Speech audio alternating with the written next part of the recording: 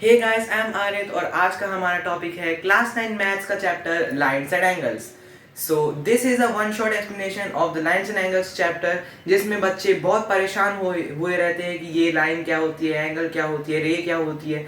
तो इस वीडियो में हम सारा टॉपिक कवर करने वाले हैं। इसके साथ साथ हम लोग एनसीईआरटी के क्वेश्चंस भी देखने वाले हैं। तो पूरा वीडियो एंड तक देखिएगा। I hope this explanation works for you. So let's begin. So guys, जैसा कि मैंने इंट्रो में बताया कि आज हम लोग पढ़ने वाले हैं लाइन्स एंड एंगल्स का one shot explanation. So let's begin. So सबसे पहला टॉपिक हमारा आता है line segments. What are line segments? Line segment is a part of a line. It has two endpoints. It is taken because drawing a whole straight line is not possible. So basically line segment एक line का part होता है, क्योंकि जैसा आप लोगों को पता है कि लाइन जो होती है वो दोनों एंड से इन्फिनिटली एक्सटेंड हो सकती है। तो उतनी बड़ी हमारे बुक में या कहीं भी ड्रॉ करना मतलब इम्पॉसिबल है। सो इसलिए हम उसी लाइन का एक पार्ट ले लेते हैं जिसे लाइन सेगमेंट कहते हैं। नाउ नेक्स्ट आता है ray. Ray is very similar to a line segment. It is also a part of a line. The only difference is it has only one end point. The other end point can be stretched infinitely. So ray भी basically line segment का ही बिल्कुल बहुत similar होती है, मगर एक ही difference है इसमें कि लाइन सेगमेंट में दोनों एंड्स मतलब एक एंड से शुरू होकर दूसरे एंड पर ख़त्म हो जाता है, मगर रे एक एंड से शुरू होती है और दूसरे एंड उसका दूसरा एंड पॉइंट नहीं होता है, वो चलती ही जाती है, इन्फिनिटली स्ट्रेच होती जाती है। सो ये भी एक पार्ट ऑफ अ लाइन ही होती है। Next, angles, types of angles. जैसा कि हमने अपनी लोअर क्लासेस में पढ़ाई है, एक्यूट एंगल यानी कि angle which are less than 90 degrees, right angle angles which are exactly 90 degrees, and obtuse angle angles which are more than 90 degrees but less than 180 degrees. ये तीन एंगल हमने अपनी lower classes में बहुत अच्छे से पढ़े हुए हैं। इनके अलावा straight angles, angles which are exactly 180 degree, reflex angles, angles which are more than 180 degree but less than 360 degree, complete angles, angles which are exactly 360 degree. तो ये तीन एंगल्स और ये तीन angles total 6 types of angles होते हैं। So ये हो गए types of angles. Now pairs of angles. Pairs of angles भी complementary angles, angles which sum up to 90 degree. For example, एक हमने एंगल ले लिया 30 डिग्री, फिर दूसरा एंगल हमने ले लिया 60 डिग्री, तो वो 30 60 मिल के 90 हो जाएंगे, तो वो कॉम्प्लीमेंट्री एंगल्स कहलाते हैं। फिर supplementary angles, angles which sum up to 180 degrees. For example, एक राइट एंगल और दूसरा भी right angle 90 degree and 90 degree, they both sum up to 180 degree, so they are supplementary angles. Adjacent angles, angles which are beside each other. So adjacent angles यानी कि मैंने यहाँ पे नीचे एक पिक्चर दे रखी है, तो ये होते हैं एडजेसेंट एंगल्स। जो एंगल्स के दो आर्म होते हैं, उनमें से एक बीच में से जो एंगल बाइसेक्टर निकलता है, वो उन्हीं उस एंगल को दो एंगल्स में डिवाइड करता है, तो वो दो एंगल्स एक दूसरे के एडजेसेंट होते हैं। Linear pair angles, adjacent angles which sum up to 180 degrees. So ये लीनियर पेयर एंगल्स भी एडजेसेंट एंगल्स ही होते हैं, बस उनका सम 180 डिग्री होता है। Vertically opposite angles, angles which are vertically opposite to each other. जैसा कि यहाँ पे पिक्चर में दिखाया जा सकता है, एक पिंक और दूसरा पिंक एक दूसरे के वर्टिकली अपोजिट है, सिमिलर टू ब्लू। सो ये हमारे वर्टिकली अपोजिट एंगल्स होते हैं।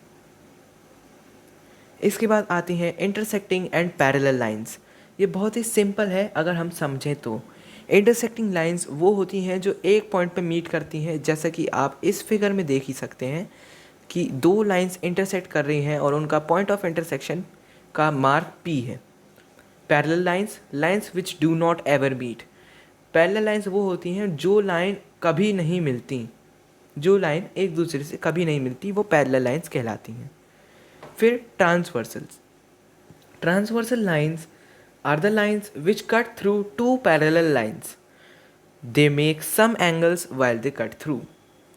So दो पैरेलल लाइंस के बीच में से जो लाइन कट करती है उसे हम ट्रांसवर्सल लाइन कहते हैं।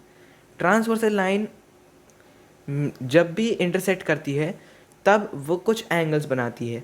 तो आइए वो एंगल्स देखते हैं। हमारा सबसे पहला टाइप ऑफ एंगल आता है करस्पॉन्डिंग एंगल्स। करस्पॉन्डिंग एंगल्स यहाँ पे जैसे आप इस फिगर में देख ही सकते हैं, जब ट्रांसवर्सल कट करती है तब जो करस्पॉन्डिंग एंगल्स बनते हैं वो करस्पॉन्डिंग के एंगल्स कहलाते हैं। जैसे कि आप यहाँ फिगर में देख सकते हैं, यही करस्पॉन्डिंग एंगल्स होते हैं। इसके बाद अल्टरनेट इंटीरियर एंगल्स, जैसे कि आप इस फिगर में देख ही सकते हैं, ए और डी, बी और सी एक दूसरे के अल्टरनेटिव इंटीरियर एंगल्स हैं। वह एंगल्स जो इंटीरियर में अल्टरनेट होते हैं, जैसा कि आप इस फिगर में देख सकते हैं। फिर alternate exterior angle, same alternate interior angle जैसा ही है, मगर इसमें इंटीरियर में होने के बजाय वो एक्सटीरियर में है। जैसे कि हम इस वाले एंगल को ए नाम दे सकते हैं और इस वाले को बी। ए और बी एक दूसरे के अल्टरनेट एक्सटीरियर में है। फिर cointerior angles, cointerior angles are always supplementary. जैसे कि आप यहाँ देख सकते हैं, बी और डी एक दूसरे के को इंटीरियर एंगल्स हैं। इम्पॉर्टेंट डिटेल्स, जैसा कि मैंने आपको बता रहा हूँ, corresponding angles are equal. Corresponding angles जो होते हैं वो हमेशा इक्वल होते हैं, जैसे कि हमने देखा।